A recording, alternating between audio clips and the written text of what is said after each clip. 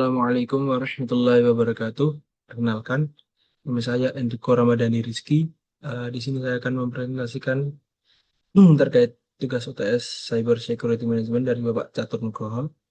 Di sini saya mengambil artikel berita dari Kompas yang berjudul Lindungi Keamanan Data Nasabah, BRI ingatkan pentingnya hindari instalasi APK ilegal.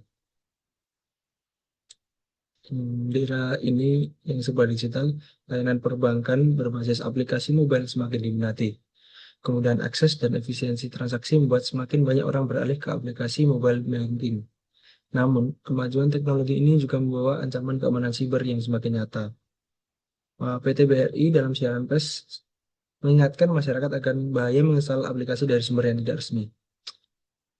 Itu dapat menyebabkan menjadi pintu masuk malware dan serangan siber. Keamanan data kita sebagai nasabah menjadi prioritas utama. Oleh sebab itu, penting bagi kita untuk memahami langkah pencegahan, cara menangani ancaman, dan potensi dampak jika isu ini tidak segera diatasi.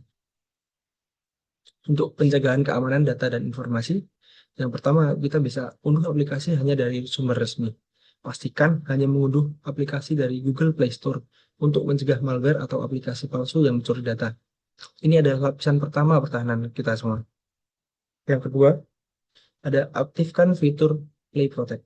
Gunakan Play Protect sebagai deteksi dini untuk memblokir aplikasi mencurigakan sebelum sempat diinstal. Yang ketiga, nonaktifkan instalasi dari sumber tidak dikenal.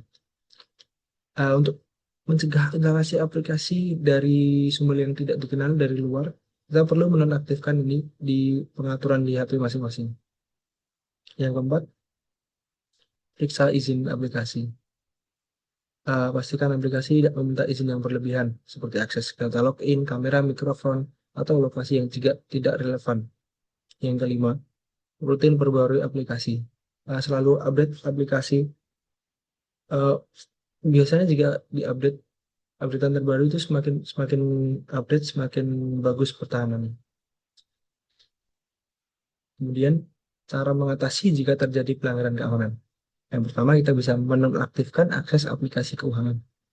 Segera hentikan akses aplikasi keuangan untuk mencegah transaksi ilegal setelah ada dugaan perangkat terinfeksi malware. Yang kedua, kita bisa hubungi call center. Laporkan segera ke call center untuk memblokir rekening atau akses digital agar tidak terjadi penyalahgunaan yang lebih lanjut. Yang ketiga, kita bisa melakukan factory reset atau riset data pabrik.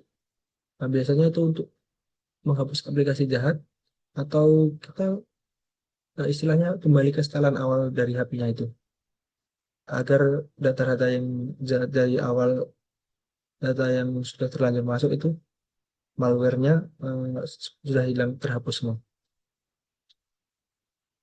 Kemudian dampak jika tidak ditangani. Ada beberapa dampak. Di sini saya menyebutkan 4. Yang pertama itu kehilangan dana nasabah. Malware dapat mencuri kredensial login dan menguras dana di rekening, menyebabkan kerugian finansial dan hilangnya kepercayaan pada perbankan digital. Yang kedua, terjadinya kebocoran data pribadi. Data yang dicuri bisa dijual di dark web atau situs ilegal untuk digunakan sebagai penipuan dan sebagainya. Nah, yang ketiga itu ada kerugian reputasi bank. Banyak korban dapat mencoreng nama baik bank itu sendiri dan menggoyahkan kepercayaan publik terhadap inovasi digital di sektor keuangan. Yang terakhir, peningkatan serangan cyber lanjutan. Celah yang dibiarkan terbuka akan menjadi pintu masuk bagi serangan yang lebih besar dan kompleks di masa depan. Nah, untuk kesimpulan, studi kasus ini menegaskan bahwa menjaga keamanan data nasabah adalah tanggung jawab bersama antara institusi perbankan dan para pengguna. BRI telah menunjukkan komitmen kuat melalui edukasi, pembaruan sistem, himbauan resmi, serta penyediaan saluran pelaporan yang responsif. Namun, keberhasilan perlindungan data juga bergantung pada literasi digital nasabah agar tidak mudah terjebak dalam penipuan seperti APK ilegal. Kolaborasi aktif, peningkatan kesadaran masyarakat, dan penguatan sistem keamanan siber yang adaptif menjadi kunci utama dalam mencegah kerugian lebih besar di tengah pesatnya perkembangan kejahatan digital saat ini. Sekian dari saya. Bila ada kurang, saya mohon maaf. Wassalamualaikum warahmatullahi wabarakatuh.